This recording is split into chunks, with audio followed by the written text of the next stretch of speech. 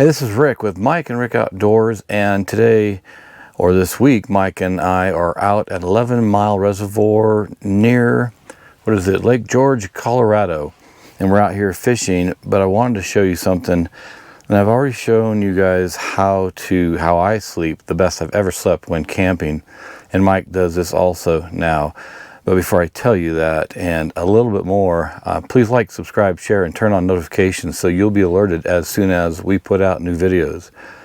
What I wanted to show you today is the cot. I'm not going to go into detail on the cot, but there'll be a link right here to a previous video on the cot and how I make it up. You'll love it if you try it. It's great. Just to give you just a real quick understanding of what I do. It is an REI Kingdom cot. It has a 3-inch memory foam on it, and then I put sheets down, and then the sleeping bags on top of it, but they act as more of a comforter.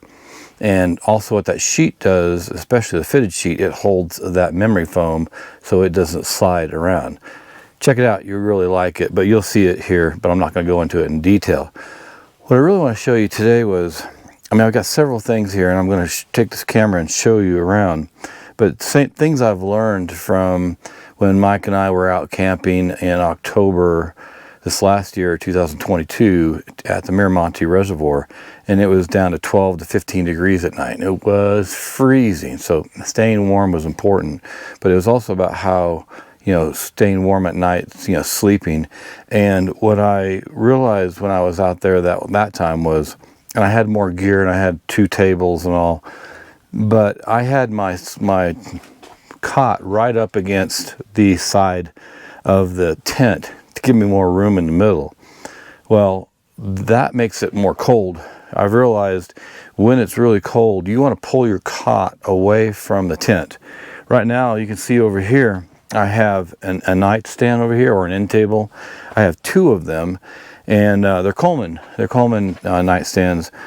They're great. They fold up real small, but they're great to have out here. I put things on them, a nightlight, a Kleenex, water, things like that. But what I did is I put it between the tent, the side of the tent, and the cot. So I've got, probably about 2 feet between the wall of the tent and the bed. Now, this isn't important right now because it's the first part of July. I think it's July, 7th, 8th, or 6th. It's July 6th. It's 78 degrees during the day, but it does get down to 50 at night. But in these temperatures, it's not that important. But when it's really cold, it is. So make sure you always keep your cot farther away from the side of the tent. I even thought maybe if it was really cold, I might put my cot lengthwise so I have 3 or 4 feet from either side of the walls of the tent. But again, that's not important on this trip. But let me show you real quick a few of the things of how last night, I slept incredible. And you might give me grief on one of them, but that's okay. I'll take it. Let me turn this camera around so you can see a little bit better what I've got. All right, so here's the cot, the REI cot. And I have a Murdoch chair. It's great. It's an oversized chair. Love it though. And I've got my table over here. My gear is down below me here.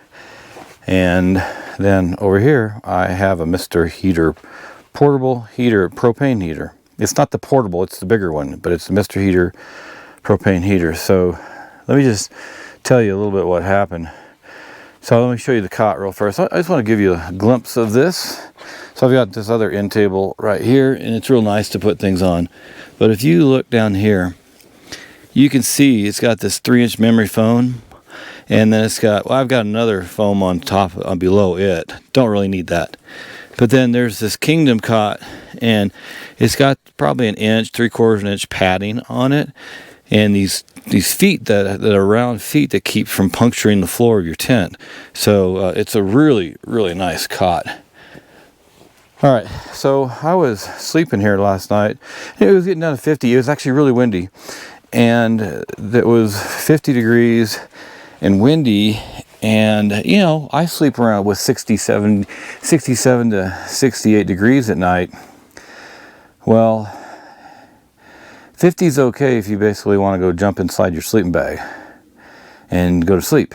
But I was doing some research. I was researching how to clean trout and cook them. And Mike and I were talking about that yesterday, and he's getting a lot better at that because he's been doing the fishing. I just do the videos. But what I did last night is I turned this heater on low, and I don't have it hooked up to the big propane, the 20-pound propane tanks. I did that at Miramonte last year because it was so cold, and we had to basically run those heaters all day long. But you can see right here on this, on both sides, there's a propane or canister on, and you plug that in, and there's, of course, there's one on that side too, right here.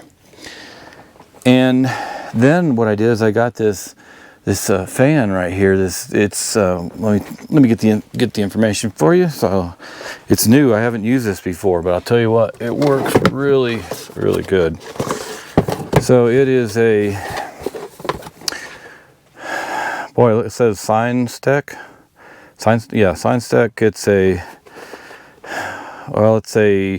ST145 plus stove fan, 4-blade, heat distribution with a stove fan. All right, and it's anyway, that's what's on the stove, and I'll put a link in in the description below for that. But once you turn this on, even on low, this fan starts moving, and it starts blowing the air towards out away from the heater rather than up. And it's got this frame here, a metal frame that you have to hook on for it to sit in. And again, that'll be in a separate video, and I'll put a link in the description for that fan below it. When I get it loaded, then that'll be there. So I was debating whether to even bring a heater this time, but seeing the weather, and it was raining a lot of storms yesterday, and so I brought it. But I was really thankful that I did, because like I said, because it was pretty darn windy, and then it was down to about 50 degrees, and Mike and I were outside, and we were looking at, we had everything set up, and we were thinking about starting the fire, but it was so windy that it was, we're like, nah, let's don't do that. Well, so I came inside, we said, hey, let's call it quits for the night, and I think it was around 9 o'clock.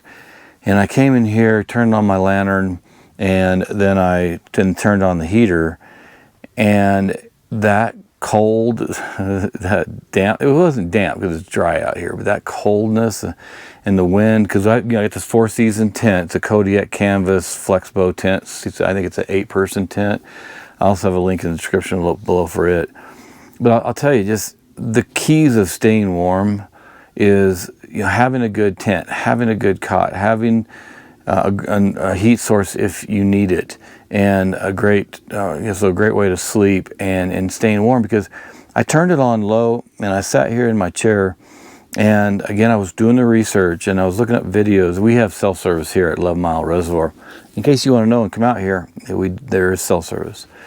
And so I was doing the research with the fishing, and it was so nice because I was able to take off my pants, put shorts on, I had a t-shirt on, and no socks, and I had my feet in front of the heater, and just sitting here, and I'll put a picture up for my, with my feet. They're not the most sexy feet in the world, sorry about that.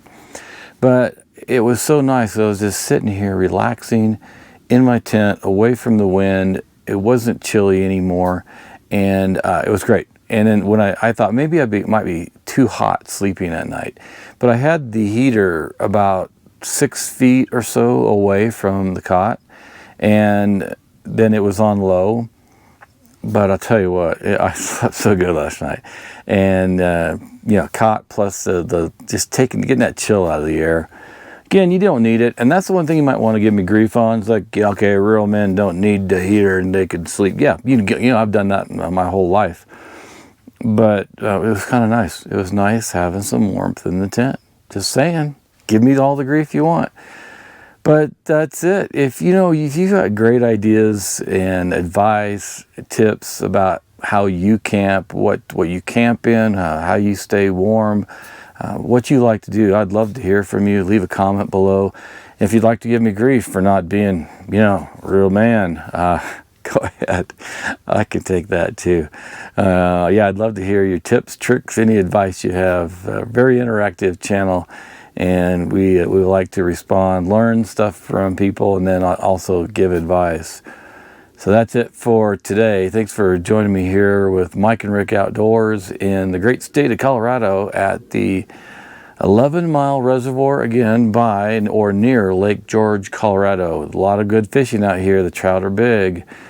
Seen some 18 to 20s inch trout already, and it's a beautiful location. So try it out, check it out. It's a nice place. But please like, subscribe, share, and turn on notifications so you'll be alerted as soon as we put out new videos.